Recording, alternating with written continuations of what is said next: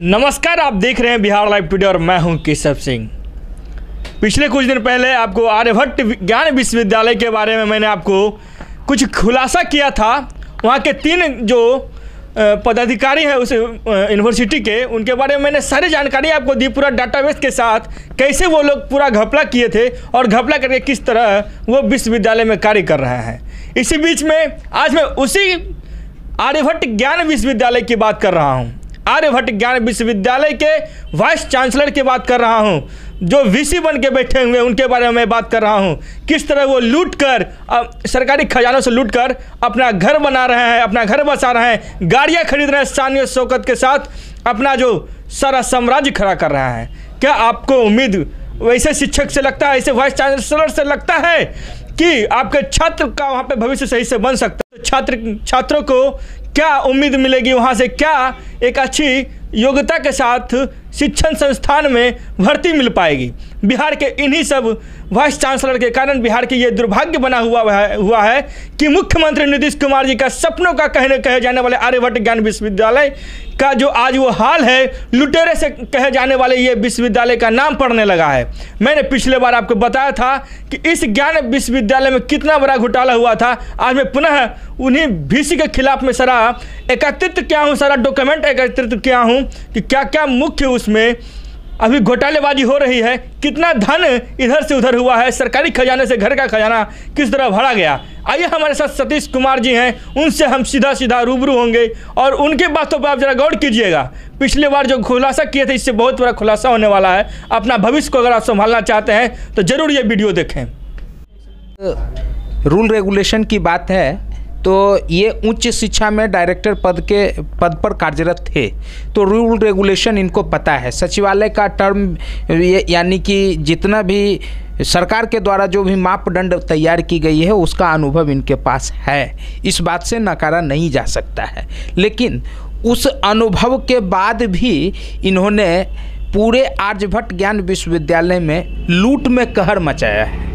लूट में कहर का मतलब ये मैं आपको बताना चाहता हूँ कि सबसे पहला चीज़ मैं आपको मज़ेदार बात बताता हूँ कि इनके द्वारा 2 होंडा क्रिस्टा गाड़ी खरीदी गई थी। कब खरीदी गई है ये इनके कार्यरत रहते हुए इन्होंने जब प्रो वीसी का चार्ज लिया है उसी पीरियड में इन्होंने 2 होंडा सिटी कार खरीदी है।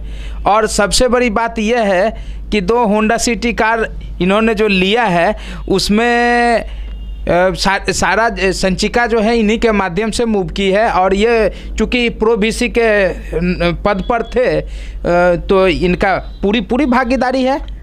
उसके बाद और भी बातों का खुलासा करूंगा मैं पीछे। तो 2 होंडा सिटी कार जो इन्होंने 28 लाख रुपया तकरीबन लगभग का इन्होंने लिया है।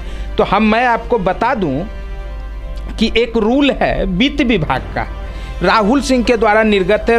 राहुल सिंह सचिव हैं वित्त विभाग व्यय के, तो उनका एक लेटर है 28-24, उसमें वो निर्गत हुआ है। उसका डेट है 28-24, जो लेटर निर्गत हुआ है वित्त विभाग से, उसका डेट है 2/11/18 को। एक रूल बनाई गई थी कि किस स्तर के पदाधिकारी को कौन सी वाहन मान्य है। तो सबसे पहले मैं आपको बता दूं कि माननीय मंत्री और उच्च न्यायाधीश, माननीय उच्च न्यायालय के न्यायाधीश और समकक्ष के लोगों के लिए 23 लाख रुपये की वाहन की जो है 23 लाख रुपया की वाहन की है, मान्य है, 23 लाख का होगा। सचिव और प्रधान सचिव एवं समकक्ष के लिए 18 लाख रुपया, और जिला पदाधिकारी के लिए जो है 16 लाख रुपया, और पुलिस अधीक्षक और जिला जज के लिए 11 लाख रुपया, और अन्य पदाधिकारी जिनको वाहन अनुमान्य है उनके लिए जो है 9 लाख रुपये का। ये सरकारी रूल्स के अकॉर्डिंग मैं बता रहा हूँ। ये राहुल सिंह की चिट्ठी को मैं पढ़ करके बता रहा हूँ आपके पास, जिन्होंने 2/1/18 को ये पत्र जारी किया और सभी विभागों को जो है इन्होंने पारदर्शित किया। तो पहली बात ये हो गई। दूसरी बात जो है, इन्होंने 28 लाख रुपये का वाहन इन्होंने क्रय किया। दूसरी बात मैं आपको बताना चाहता हूं कि 3 उच्च कोटि के टेलीविज़न यानी कि टीवी, तीन टीवी जो इन्होंने लिया वो 4 लाख रुपये का लिया है। 4 लाख का सीएम हाउस में टीवी नहीं है। और आर्यभट्ट में 4 लाख रुपये में 3 टीवी हुआ है, खरीदा गया है।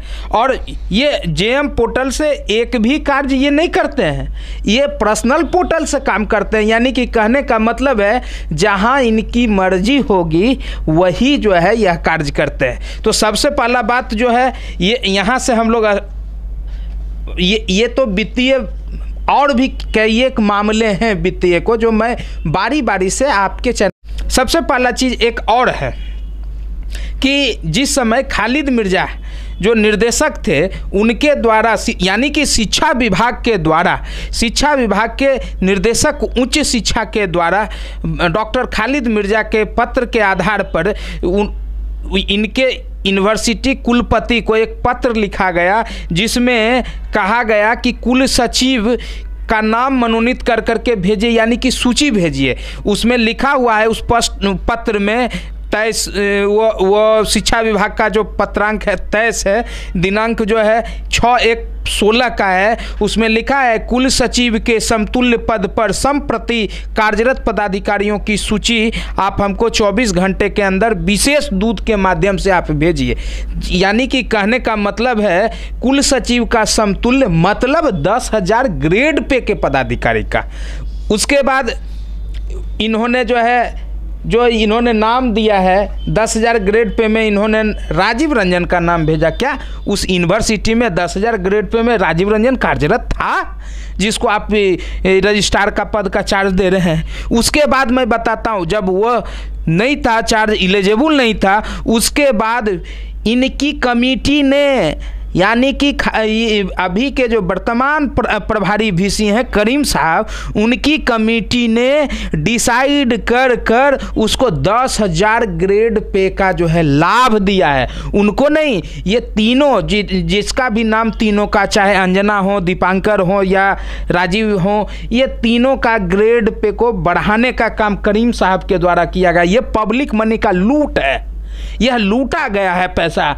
आपको पता है कि ये पब्लिक के द्वारा, पब्लिक के टैक्स के पैसे से चलाई जा रही है यूनिवर्सिटी, और वह पब्लिक के टैक्स के पैसे को किस तरह इनके द्वारा जो है लूटा जाता है। उसके बाद मैं आपको बताऊंगा कि वित्त विभाग नहीं, महाविलेखाकार विभाग के द्वारा उसका लेटर नंबर 20 18/8/17 को एक पत्र आता है। उसमें लिखा हुआ है कि 3 वर्ष का इनका कार्यकाल 2016 में पूर्ण हो चुका है राजीव रंजन का। उसके बाद इनको किस आधार पर रखा गया है ये मैं नहीं कर रहा हूँ, ये महाविलेखाकार विभाग का पत्र बोल रहा है, यह पत्र बोल रहा है, मैं नहीं बोल रहा हूँ।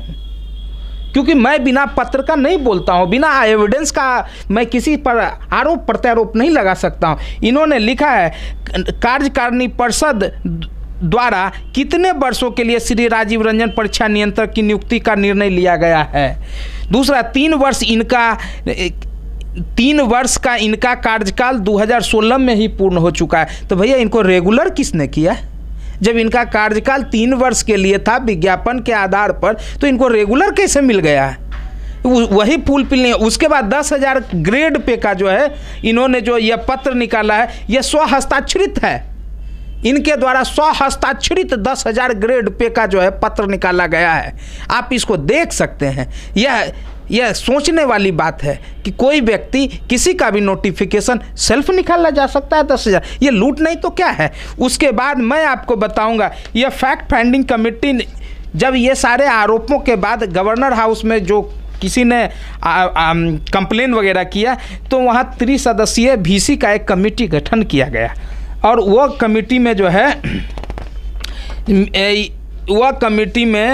एक शख्स ने, दीपांकर श्रीज्ञान ने कहा कि करीम साहब जो है झूठे हैं, और फैक्ट फाइंडिंग कमेटी ने भी लास्ट में यह कह दिया कि ये करीम साहब रियल में ही झूठे हैं। अब बताइए कि कोई भी त्रिस्तरीय committee doctor Arun Kumar, professor RK Verma, professor KK Agrawal, professor RK Sinha का जो ये